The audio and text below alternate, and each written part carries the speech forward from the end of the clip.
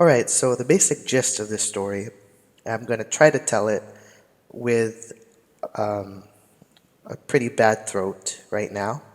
The basic gist of the story is that there is a psychiatrist. His name is Dr. Mark Collier, and he's played by George Hamilton.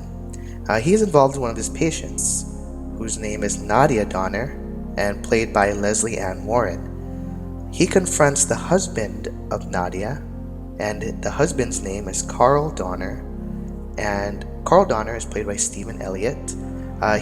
So Dr. Collier confronts Mr. Donner at their home because it seems as if Dr. Collier and Nadia pretty much plan to make their relationship open, probably even just run away from her husband or something.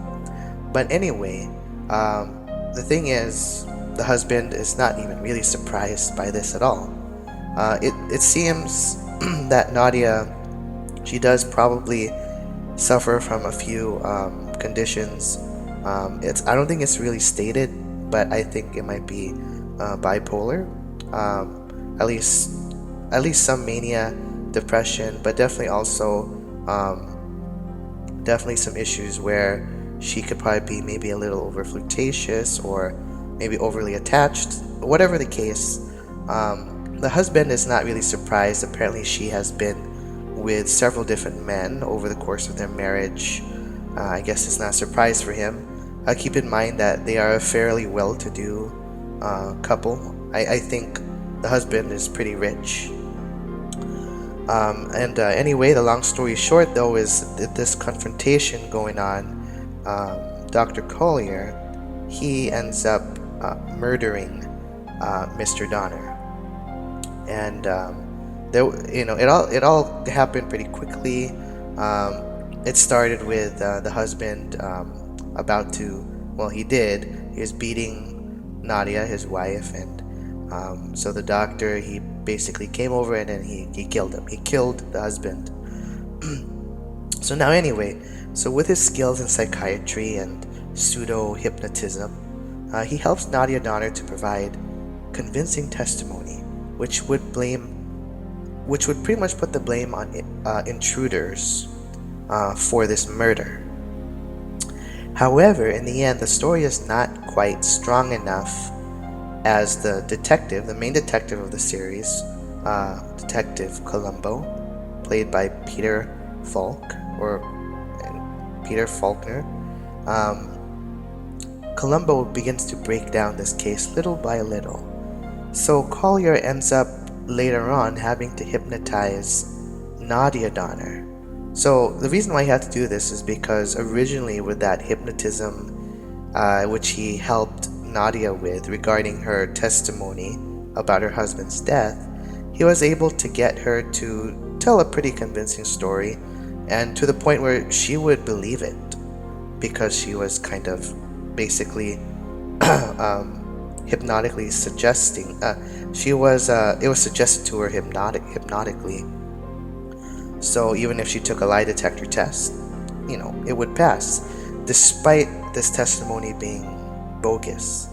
So anyway, despite that though, there are still some discrepancies in her testimony. Yes, the one that was to blame for the discrepancies of that testimony is ultimately Dr. Collier, who was the one who fabricated the story and testimony and convinced Mrs. Donner to say it. So what happens next is, with those discrepancies, it's clear to Dr. Collier that Nadia Donner is basically a liability now, and she could ultimately lead the investigation towards him again. So he basically hypnotizes her again, trying to comfort her, of course, telling her this is for the best. He tricks her, and when he does the hypnotism thing, he pretty much convinces her to to kill herself, to throw herself off a balcony, but to do so by voice command, which he does later give through the phone. So this is all broken down in the story by Columbo. But again, making a long story short, Columbo, with his all the stuff that he sees, the the details and the circumstances around the death of this woman, he is pretty suspicious, even more so, of the doctor. Dr. Collier himself being her psychiatrist, when he finds this out through the detective that she killed herself, he suggests that it was probably guilt over the fact that she had been the one who killed her husband. And on top of that, she has her mental condition, she's on psych drugs, and she must have killed herself. That's what he's trying to go by. But this entire time, Columbo has been he's been keen on the abilities of Dr. Collier, and his suspicions have grown throughout the whole story. And in any case, Dr. Collier, he is pretty sure that with Nadia Donner, his former lover, now deceased, is out of the picture, there could be no possible way that neither the murder of Carl Donner or now Nadia Donner, that neither of them can be pinned on him due to a lack of evidence. So what this scene is, it's near the end of it now. It's the conclusion of the story. Keep in mind that the only witness that is still alive at this point in this entire story is a man and his dog, who were outside the house the day that Collier killed the husband. This man, the thing is, he's blind, and on that day, he was nearly run over by Dr. Collier, just as Dr. Collier was hurrying off the scene. So Collier realized, he realized when, after nearly running over this man, he realized that the man was blind. But that's probably just about all he really perceived before he continued screeching off into the main road. So this is the conclusion of the story. Dr. Borden can confirm it. Dr. Borden cannot confirm the time of the murder. We only know the murder took place at 7 o'clock because the wife, Mrs. Donner, said so. She said it was at 7 o'clock, but the medical examiner says it could have taken place a lot earlier. Now, if that's true, sir, your alibi is not that strong. As a matter of fact, I went to the university. I couldn't find anybody there that recalls seeing you earlier. Am I to presume that I'm currently your chief suspect? I'm not sure the suspect is a strong enough word. Well, in that case, I should be locked up. Of course, I'm not. Therefore, I presume that you have no proof. Not yet. You'll let me know when you do, won't you? You will be the first to know, Doctor. I've been looking all over for you. We got a witness. Not a great witness, but a witness. His name is Morris. He lives with his brother about a half a mile up from the beach house. He was walking on the highway about the time Donna was killed. Did he see Collier or the car? That's the problem. He's blind, Lieutenant. The most we can get out of him is the right time. He's got one of those Braille watches. He said the car came out at 5:30 in the afternoon, not 7 o'clock at night. He's sure about that? He is positive. Now, I got Morris back at headquarters. I thought maybe you might want to ask him a couple of questions.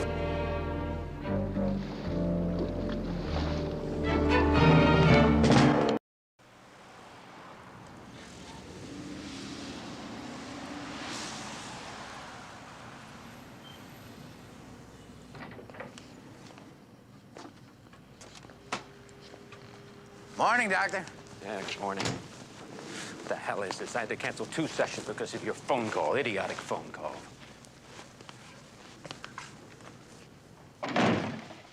I'm sorry, sir. I thought it was important. What do we got here? The famous Ritz brothers? Sergeant Kramer, Officer Hendricks, Officer Get on O'Brien. with it. May I have that paper? You wanted me to let you know when I had proof.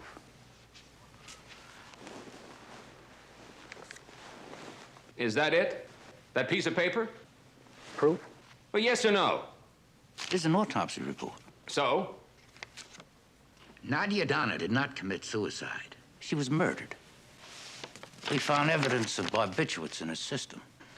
Lieutenant, Nadia Donna didn't die of barbiturates. Her death was a little bit more dramatic. A leap from a fifth-floor balcony. She thought she was going swimming. You told her that. You programmed her. Oh. Have you got anything or not? I have a telephone call.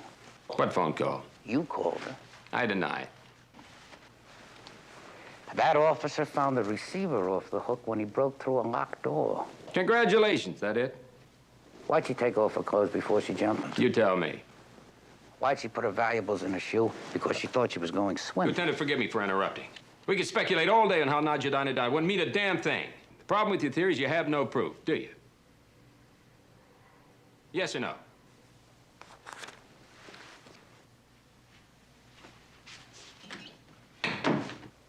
You're under arrest. What for?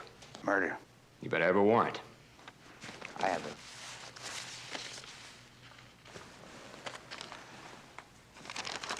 You're right, Doctor. I can't prove that you killed Mrs. Donner, but I can prove that you killed Mr. Donner. I have a witness. That's right, sir. I have an eyewitness.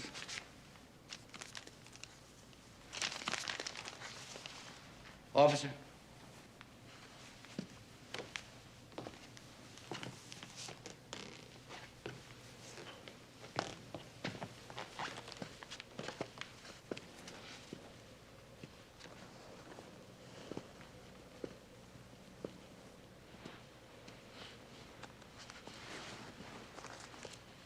Mr. Morris, would you care to sit down?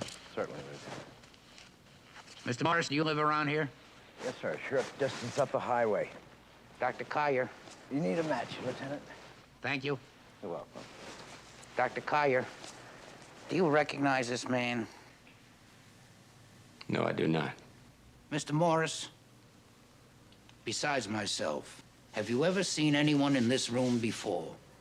Yes, sir, I have. Under what circumstances? I was walking along the coast highway Monday, getting some air, when a car suddenly came speeding out of the Donner driveway.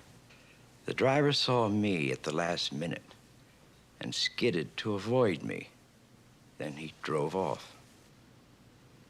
And this driver, did you get a good look at him? Yes, sir, I did. Was this man standing here? What time was that? It was around 5:30. I checked my watch. And you were certain that the man that you see standing here in front of you was the same man that you saw drive out of the Donner driveway? Positively. He was driving a late model Mercedes, a coupe, blue. Beautiful, Lieutenant. It's a gallant effort. I beg your pardon? Oh, come now, Lieutenant. That man couldn't see me or my car. He didn't see anything. He's blind. Blind? I must admit, your little charade was very good. The way you had him come in, sit down, offer you the matches, identifying where I was standing by my voice. What makes you think he was blind, sir? Did you see a blind man on the highway that day? Of course not. You and I both know I was miles away from here when Carl died. But I do have a little medical training. You can tell by looking at him. Cast in his eyes, the way he moves. But don't take my word for it.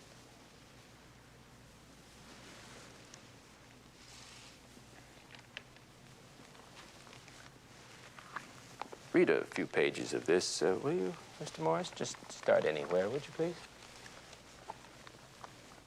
Always pack a bulky sweater and some heavy underwear. Even in the spring, the mountains can get pretty cold at night. Read that. Surely it is the most beautiful of all sports.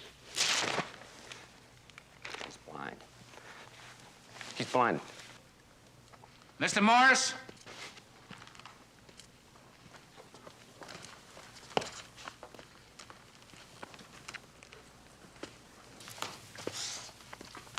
Stay.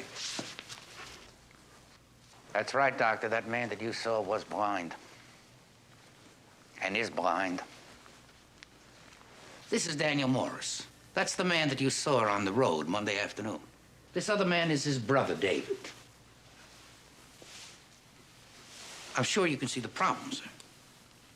There is no way in the world that you could have assumed that this man, this witness, was blind unless, of course, you had seen this man that day. That's the only way you could have known. Thank you. You're welcome. I have an eyewitness, Dr. Collier. An eyewitness that will place you at the head of the Donner driveway at 5:30 Monday afternoon. But the eyewitness is not Mr. Morris. The eyewitness is you.